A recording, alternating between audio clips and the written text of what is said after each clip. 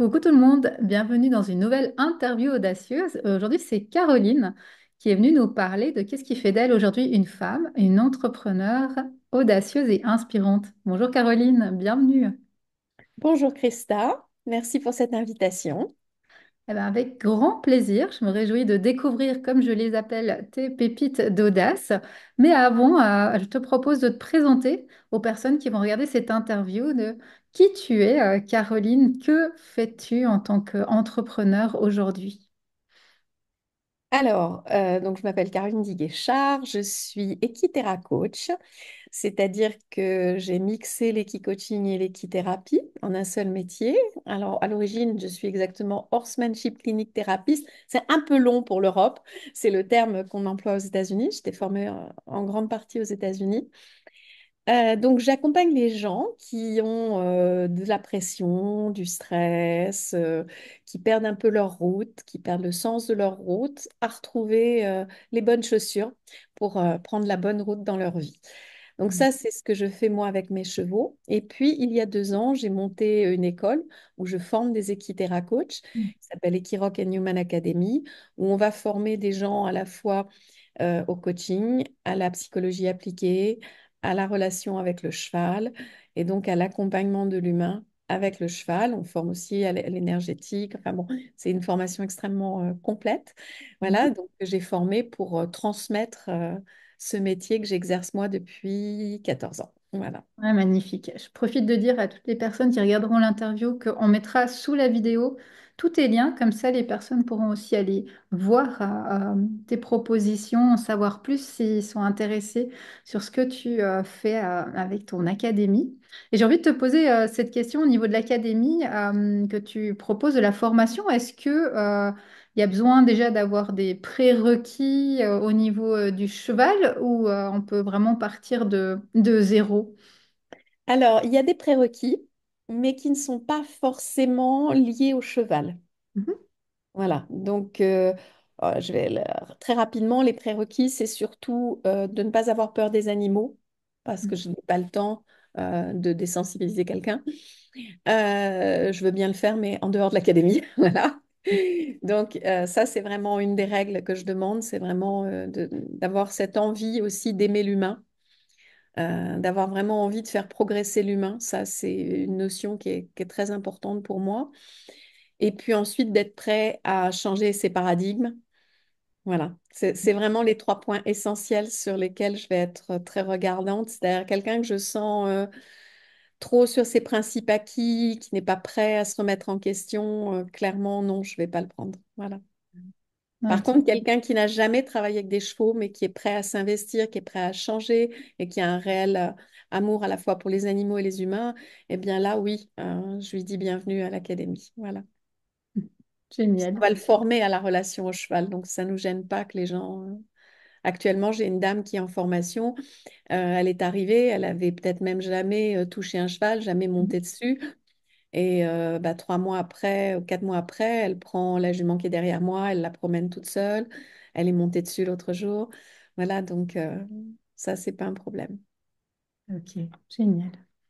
Et une autre question que j'ai envie de te poser, c'est comment toi, Caroline, t'es arrivée à faire ce que tu fais justement, à cette passion du cheval et à devenir équi-coach?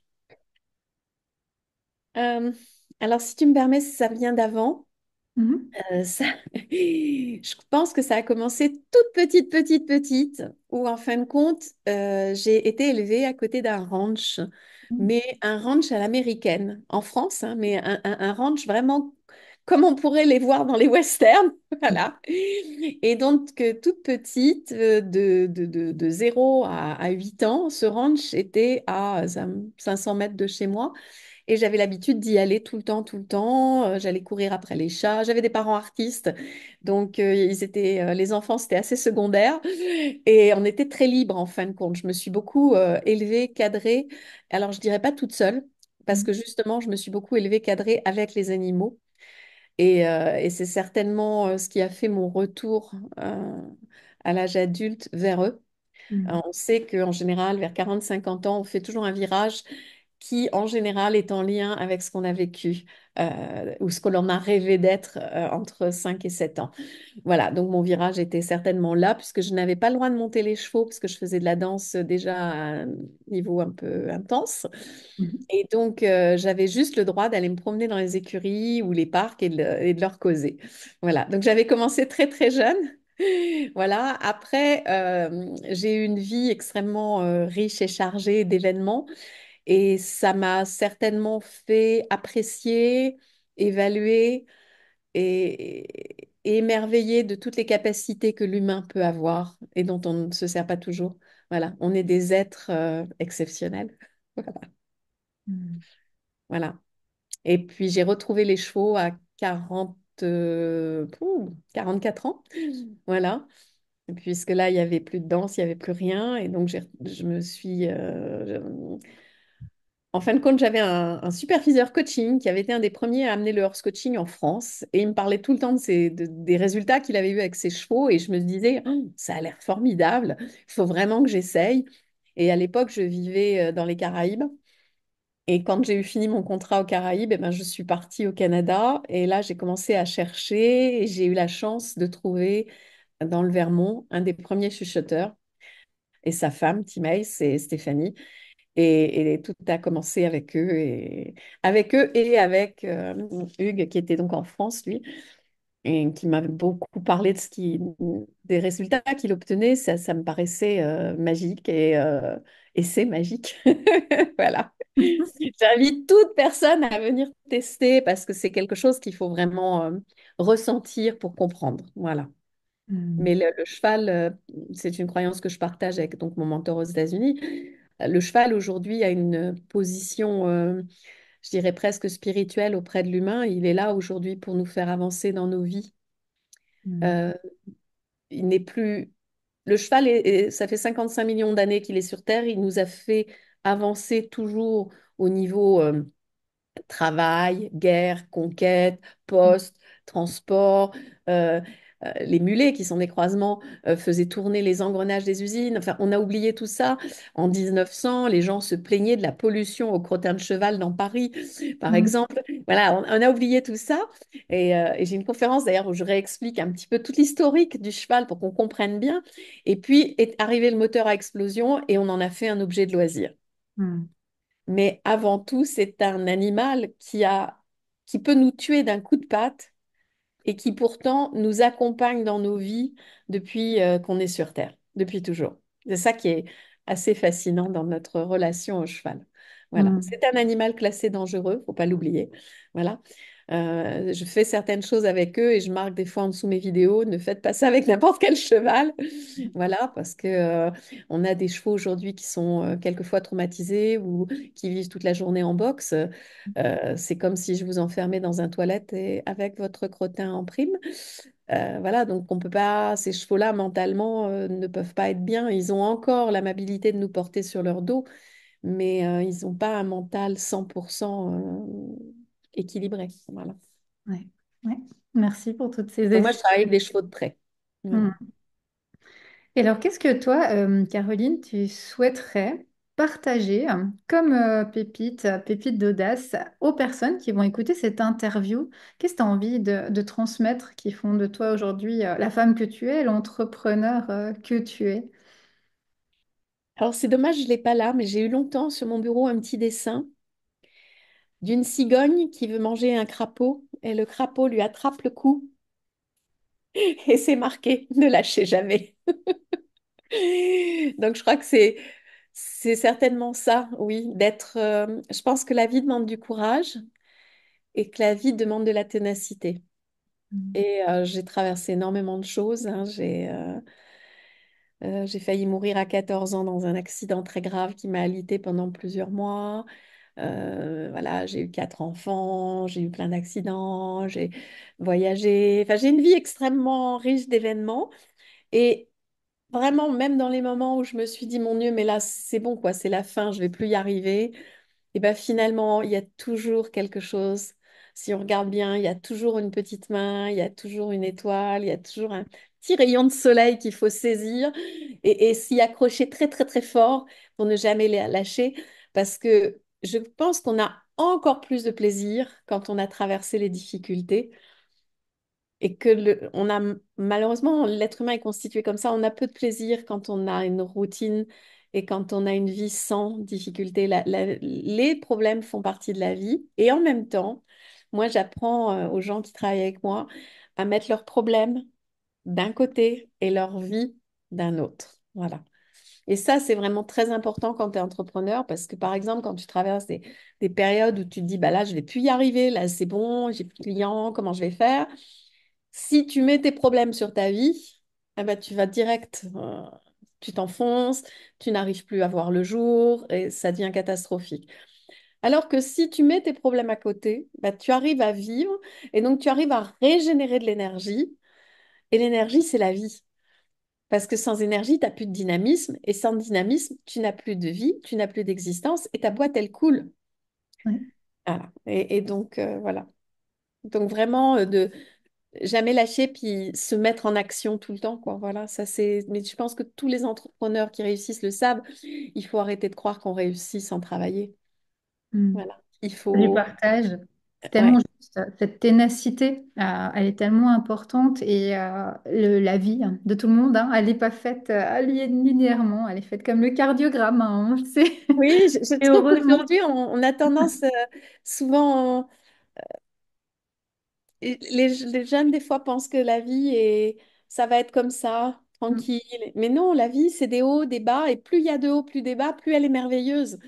Donc, il faut accepter les bas. Il faut pouvoir rebondir sur ces bas pour pouvoir en faire des leçons de vie, finalement. Et la vie nous impose des choses qu'on est capable de supporter en général. Même si on croit qu'on va pas les surmonter, on y arrive. Donc, voilà. Il n'y a pas de hasard pour moi. Donc, faut y aller, quoi. Voilà. Et puis, des Ouais. fois, on est au fond du trou et on se rend compte qu'en se mettant un coup de pied aux fesses, et ben finalement, on y arrive. Et je vais citer Éric Larchevêque, là, il y a quelques jours, qui a mis un post sur LinkedIn en disant, mais arrêtez toutes vos recettes, mettez-vous un bon coup de pied au cul et vous y arriverez. Je suis à 90% d'accord. Voilà. Avec lui. Oui, oui, oui. Et moi, j'ai envie de te demander, est-ce que tu as des... Alors, coup de pied aux fesses, tu nous l'as dit, mais est-ce que tu as des pistes justement parce que bah, moi, je le vois aussi avec les professionnels que j'accompagne, comme ces moments challengeants, Mm. ces moments où on est au fond, comme tu dis, ils sont difficiles pour certains à rebondir ou vraiment, ils sont là, puis finalement, ils abandonnent. Ils n'arrivent pas à retrouver la petite étincelle qui les ramène. Ils n'arrivent pas à se dire, comme tu l'as dit, que ça fait partie du chemin de l'entrepreneur, de chaque entrepreneur. C'est vrai qu'on voit toujours, ou souvent les belles facettes, les réussites, et c'est ce qui nous porte. Mais derrière chaque réussite, il y a eu ces moments-là, justement. Comment, est-ce que toi, tu as des astuces? Comment tu fais quand tu es au fond, là, et puis tu dis, ben, maintenant, je veux remonter, je vais remonter, je vais me Oui, mettre oui, un... alors je vais pouvoir t'en parler parce que je viens de traverser un tunnel là, qui est un peu désagréable. Et puis toi, tu dois connaître aussi parce qu'effectivement, tu es au contact des entrepreneurs qui démarrent. Et je pense qu'on nous vend aujourd'hui un peu trop de rêves. Mais il faut pas oublier qu'il y a du travail derrière, quoi. Et ça, c'est ce qui sauve. Je dirais que c'est la mise en action. Et la mise en action, c'est la planification, d'une part, qui est vraiment importante, je trouve. Et au-delà de la planification, euh, il y a des... C'est là où je suis plus d'accord avec Éric Larchevel. Je pense qu'il y a quand même une routine à mettre en place pour te maintenir en bonne énergie. Mm. On est un être global et je pense que si, par exemple, bah, tu demandes à ton corps et à ton cerveau de faire beaucoup, tout simplement, donc il a besoin de cette énergie, de ce dynamisme, sachant que le dynamisme, pour moi, c'est l'action et l'énergie cumulée.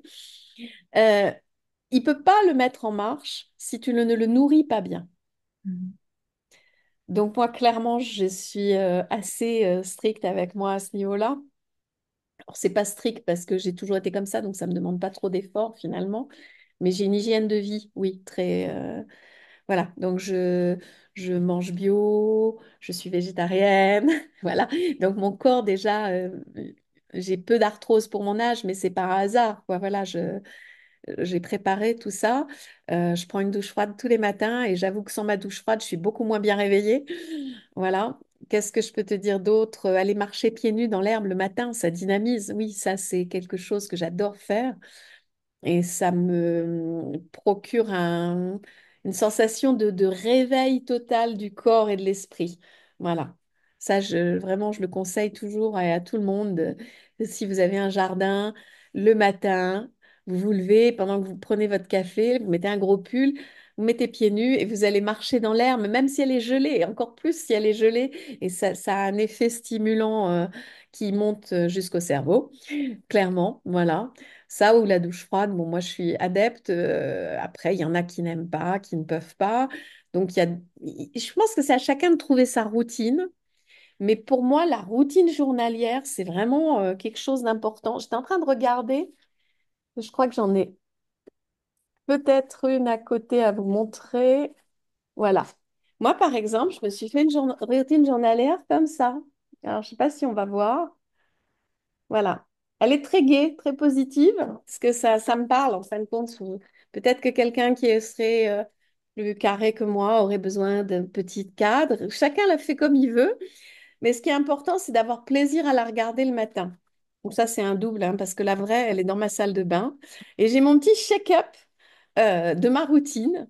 Je la suis pas tous les jours forcément impeccablement parce qu'on est tous pareils, hein, voilà. Mais ça me recadre quand j'oublie un peu trop, que je suis un peu trop fatiguée. J'ai ma petite routine et je dis, tiens, ça, là, t'as oublié ce matin. Allez, on y va et voilà. Et se mettre en mouvement. Parce que je crois que quand on se met en mouvement physiquement, on met aussi son cerveau en mouvement et on va passer beaucoup plus facilement à l'action, être beaucoup plus dynamique dans sa journée que si on n'a pas de routine, qu'on se réveille un peu la tête dans le seau, qu'on va dans la douche, on s'habille, pof, on boit son café, on part. On n'est pas vraiment bien réveillé. Alors aujourd'hui, beaucoup se réveillent au café, mais c'est un réveil qui est très, je dirais, artificiel, voilà. Et qui en plus vous abîme à long terme. Mais c'est pas un vrai réveil, le café. Le café, c'est un excitant qui va aller stimuler nos neurones, entre guillemets, mais surtout nos cellules. Mais c'est pas, à long terme, c'est pas très bon, quoi, voilà. Non. Donc Ouais. moi, je préfère me stimuler en allant marcher pieds nus dans l'herbe. Ouais, c'est vraiment, c'est très, très important. Je rebondis sur tout ce que tu viens de dire, hein, mais ces routines bien-être, comme moi je les appelle, mais ces routines-là, elles sont essentielles parce que oui, il y a cette grande partie, comme tu l'as dit, de travail, de courage, de moments qui sont compliqués. Mais de l'autre côté, si on n'a pas ces routines bien-être, on va s'épuiser, on va pas tenir sur la longueur. Et c'est vraiment important d'avoir ces routines, de bien se connaître, parce que je trouve pour créer ces routines, eh bien, il faut avoir une bonne connaissance de soi, de qu'est-ce qui nous correspond, de où on veut aller, de, comme tu dis, notre hygiène de vie, de pouvoir se créer ce fonctionnement et puis après de la mettre en place petit à petit dans notre quotidien. Tu partageais le café, ça me fait penser à une entrepreneur avec qui je discutais la semaine passée qui me disait qu'elle avait arrêté le café et qu'elle s'était rendue compte justement qu'elle était très fatiguée, mais du fait qu'elle prenait du café, bah, en fait, elle s'en rendait pas compte. Puis elle a mis cette conscience, dire, ah, bah, en fait, je suis très fatiguée et le café, bah, c'est vraiment un Et oui, excitant. et on s'étonne des fois de burn-out très violent ou très rapide, mais bah oui, le café, il fait tenir, mais à un moment donné, il fait plus tenir. Et qu'est-ce qu'on fait puisqu'on a consommé notre énergie au lieu de la régénérer? Et je vous donne une autre petite pépite. Prenez du cordyceps à la place du café. C'est un champignon énergétique et qui a en plus l'avantage de protéger nos voies respiratoires pour l'hiver. Donc, il a une double fonction intéressante. Et puis surtout, bah, c'est pas un excitant. Il va venir protéger vos cellules au lieu de les abîmer comme le café. Et c'est pas mauvais au goût. C'est un espèce de goût chocolaté. C'est très particulier, mais c'est pas mauvais. Voilà. Après, il y a d'autres routines aussi. Tu vois, par exemple, moi, j'ai une routine du soir. Le soir, je vais nourrir mes chevaux tous les soirs. Et tous les soirs, c'est 10 minutes de pause. Mais cette pause que je prends avec eux, où je leur demande rien, où je pose, je prépare les seaux, je les pose et je reste le temps qu'ils mangent avec eux, c'est aussi un moment où je me déconnecte de tout. Mm. Et il n'y a plus de pensée. Et pour les gens qui pensent tout le temps, dont je fais partie, eh bien, nous avons besoin de faire des pauses mentales parce que sinon, nous n'arrivons plus à bien réfléchir. Et donc, moi, j'ai plein de petits systèmes dans ma vie pour m'obliger à faire des pauses mentales, pour arrêter de penser. Et Mm. notamment cette pause que je fais tous les soirs, et vraiment tous les soirs qui vendent, qui neige, qui pleuve, j'y vais. Et ça, j'en reviens à ce qu'on disait tout à l'heure, un entrepreneur, forcez-vous à vous dépasser, parce que c'est là où vous allez trouver du plaisir et de la motivation pour les moments difficiles. Ouais, Voilà. ouais. Samedi, j'ai été recharger mes seaux de nourriture pour les chevaux sous la pluie. Alors, au départ, j'étais comme ça, j'avais pas envie d'y aller. Je me disais, oh là là, je vais me faire tremper, je vais me faire tremper. En plus, j'avais oublié mon impair. Et puis, à un moment donné, on se dit, ben non, de toute façon, il faut y aller parce que c'est leur nourriture, il faut que j'y aille. Et une fois qu'on est dans l'action, ben, finalement, on oublie tout. Et une fois qu'on l'a fait, on se dit, waouh, je l'ai fait et on est fier de nous. Et cette fierté, elle va engendrer du dynamisme, elle va nous aider à dépasser les moments difficiles et regarder un peu derrière soi de temps en temps aussi, regarder ce qu'on a dépassé, ce qu'on a fait. J'étais avec un client l'autre jour et je lui disais, mais vous allez me trouver tout ce dont vous avez été fier dans votre vie. Il me dit, oh ben non, pas grand-chose, pas grand-chose. On commence à marquer un truc sur le tableau et à la fin, on a réussi à remplir le tableau. Et Mm. j'ai adoré parce que il m'avait, au début de la séance, il m'avait recadré sur une petite chose. Et puis il me dit, ah, puis je suis fière aussi de vous avoir recadré. Et ça, et j'ai dit, bah oui, c'est bien parce que vous avez exprimé ce que vous aviez besoin. Et en fin de compte, je crois qu'on génère son dynamisme aussi de cette façon, en étant, je dirais en quittant les images et en allant dépasser les choses pour vraiment devenir authentique et puis acquérir une certaine énergie Mm. et qui va servir au passage à l'action. Ouais, exact. Et j'ai envie de te poser une dernière, une dernière question. Comment Vas-y. est-ce que les animaux, et notamment les chevaux pour toi, Mhm.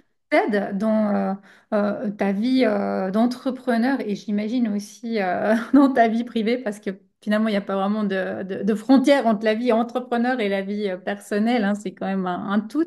Comment est-ce que les animaux t'aident dans ce cheminement? Alors, comment ils m'aident? Alors, ça dépend quels animaux. Hmm. J'avais un ostéopathe animalier qui me disait toujours, chaque animal a sa fonction auprès de l'homme. Et j'en suis intimement convaincue. On n'a pas la même relation avec un serpent, avec un perroquet, avec un chat, avec un chien ou avec un cheval, ou avec un zébu, ou un éléphant, ou un dauphin. Voilà. Et je pense que le cheval est un animal très centré, très Hmm. juste. Donc, l'avantage du cheval, ça va être qu'il te remet dans tes sabots, entre guillemets.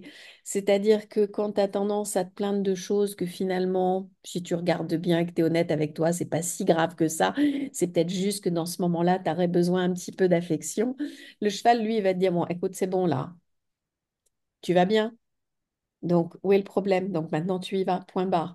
Donc, le cheval, il a cette espèce il est planté dans le sol, il a un ancrage à la terre qui est très puissant. Moi, je dis toujours, les chevaux, ils sont reliés au ciel, ancrés dans le sol. Et c'est ce qui nous manque tant à nous, d'arriver à trouver cet alignement pour être bien. Donc, le cheval m'apporte ça, cet alignement, je dirais ce recadrage de sens. Et puis, bah, j'ai des chiens, donc les chiens, eux, sont dans l'affect. Donc, les chiens, quand tu vas mal, ils viennent te faire des gros câlins, ils sont toujours câlins, ils sont toujours là. Voilà. Et puis, le chat, c'est plus un animal qui va... c'est lui, le chat, c'est lui qui dirige, c'est lui, il n'est pas dans l'affect. Donc, lui, il va venir éponger tes ondes négatives et ça ne lui fait pas de mal quand tu en as ou quand tu es fatigué. Mais c'est toujours lui qui décide, en fin de compte, quand il vient ou quand il vient pas. C'est pas un animal que tu peux manipuler, le chat. Alors que le chien est très différent pour moi. Voilà. Le chien, il est dans l'affect, il sait mentir. Enfin, ça n'a rien à voir avec un cheval ou un chat qui, eux, sont des animaux extrêmement droits. Un cheval, il est logique. Il y a des études qui prouvent qu'il a une logique plus rapide que la nôtre. Donc, il est logique, il est pragmatique quelque part, et A plus A, B, point. C'est pas comme le chien qui va être, tu peux le voyer, il est capable de te mentir, de te faire la fête pour avoir un gâteau. Voilà, la relation est très, très différente. Mm. Puis si je prenais un serpent ou moi c'est un animal que j'aime bien, beaucoup de gens vont me dire il n'y a pas de relation avec ces animaux-là et c'est faux. Ça va être beaucoup plus fin par contre. C'est plus fin, ça n'est pas dans l'affect du tout, donc tu n'as pas une relation, je dirais, de câlin ou d'affect, mais tu peux quand même établir une relation avec. Mm. Voilà. Intéressant. Et les oiseaux, c'est encore autre chose. Je me rappelle, il y a très très longtemps, j'avais mis des oies chez quelqu'un qui avait beaucoup peur. Et le jour où les oies sont arrivées, il a fait cette réflexion qui était très rigolote. Il m'a dit, ah bah maintenant au moins je suis tranquille, personne ne rentrera chez moi. Voilà. Parce que dans notre mental, dans notre construction, l'oie, c'est un animal qui nous fait peur. Parce qu'on a dans nos mémoires ancestrales les oies du Capitole, les oies de Toulouse qui étaient des gardiennes, voilà. Ah, des gardiennes, c'est clair. Oui, et il y a des choses qui sont... C'est là où on peut voir aussi la force du mental. Il y a des usines dans le nord de la France qui se faisaient tout le temps cambrioler, malgré les systèmes d'alarme. Elles ont tout viré, elles ont mis des troupeaux d'oies et elles ne sont Mhm. plus cambriolées. Ouais, c'est les Alors meilleures que si gardiennes. tu réfléchis froidement, ça se tue une oie assez facilement. Eh bien non, les gens ont peur des oies. Ouais, c'est vrai. Très juste. Voilà, donc c'est assez... Alors qu'une oie, quand tu sais l'attraper ou que tu sais t'y prendre, c'est comme un chien. C'est un animal qui s'éduque comme un chien. Simplement, c'est un chien de garde. Voilà. Mhm. Je garde. Clairement, tout ce qui n'est pas de son périmètre ou de sa connaissance, elle chasse, quoi, elle mord. Mais voilà. Donc, je pense que chaque animal, je ne sais pas si j'ai répondu à ta question, mais pour moi, chaque animal a son fonctionnement et sa fonction avec nous qui peut être très différent. Et puis après, nous, on est aussi très différents. Donc, quelqu'un qui est très dans l'affect va aimer un chien très câlin. Il va avoir même peut-être besoin de cette relation avec son chien. On va même faire attention que le chien ne le porte pas trop parce que ça peut fatiguer grandement le chien, hein. Aujourd'hui, on a à nouveau de plus en plus de chiens domestiques. Ce qui représente peu, hein. Les chiens domestiques, je crois que ça représente 15 à 20% des chiens dans le monde. Euh, Mhm. eh bien, aujourd'hui, on a la même proportion d'augmentation des maladies cardiovasculaires chez les chiens que chez les humains. Donc, c'est assez rigolo de voir des parallèles comme ça. Je suis toujours à l'écoute d'études qui comparent justement les relations animales et humains parce que on est plein de fausses croyances, on est plein de préjugés avec les animaux et beaucoup d'animaux sont à notre disposition et on ne les voit pas. C'est Voilà. vrai. Tel chien, tel maître. C'est Bon, vrai. oui, on déteint les uns sur les autres, tout à fait. Oui, oui. Et les Et, chevaux, pareil, hein. Moi, je dis toujours aux gens, n'achetez pas un cheval comme ça. Un cheval doit vous choisir. Et si le cheval vous choisit autant que vous l'avez choisi, vous pourrez construire une merveilleuse relation. C'est le cas de... Non, pardon, de la... Non, de ce la côté-là. photo, oui, derrière Voilà, toi. c'est le cas de la jument qui est derrière moi. Et on a une très, très belle histoire toutes les deux, mais vraiment, on s'est choisi mutuellement. Voilà. Merci. Merci beaucoup, Caroline, pour Ah, merci à toi, partage, pour Christa, ces de m'avoir partages. offert cette occasion. Et j'ai envie de te demander pour terminer, où est-ce qu'on peut te trouver si on est intéressé à te rencontrer, à travailler peut-être avec toi? Alors, on peut me rencontrer à Genève. Donc, j'ai un bureau dans le centre de Genève, place de la Synagogue. Donc, c'est assez facile d'accès par tram, bus, voilà. Et puis, sinon, eh bien, j'ai des chevaux. À la fois, j'ai un partenariat avec le Polo Club de Végy, donc le Geneva Polo Club. Donc, je travaille des fois chez eux et beaucoup, beaucoup plus souvent chez moi. Donc là, les chevaux sont à Messery et je travaille donc à Messery avec mes chevaux.